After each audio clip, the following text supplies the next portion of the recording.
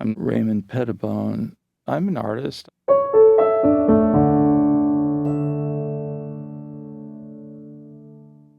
There's great artists who learn their technique and come to a masterly point where they've reached their goal and the next painting looks much like the previous one. And then there's artists like Turner, who's in a way an act of nature.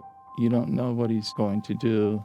As the years went by, his interest in showing how well he could represent any subject lapsed and was won over by what paint can do on its own. He never went completely abstract, but his work prefigured where painting was going many years later. I mean, he could do graphic, realistic technique if he wanted to. There's the scene in Venice. Venice can be merely picturesque in a cartoonish, glossed over way. But with a painting like this, you learn about painting in a way that you can put yourself in his position. You can see the ship, you can see it yourself, but when you draw away from that, it gets fuzzier and more loose. The reflection on the water is more painterly or muddier. I don't have a good visual memory, nor am I particularly good at drawing from life. Nature has a tendency to not cooperate. I mean, the sky, 10 minutes later, it's an entirely different view. I mean, how would you draw this from life?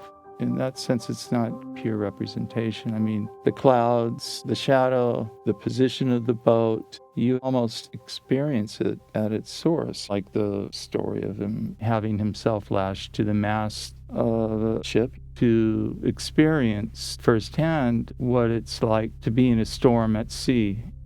I like art where you can see the struggle in making the work, the hit or miss, the faith you have to work with a loaded brush and then to make a mistake, cover it up, to make it into something else. There's fits and starts, there's stops and new beginnings. When I do a painting, it's a process of learning with each one rather than cranking them out. The brush can be an extension of the arm and the self, and yet you're still extending yourself.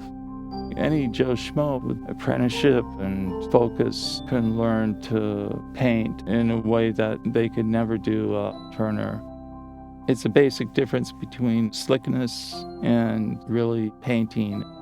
It's unnerving. It's dealing with the sublime and nature at its highest point.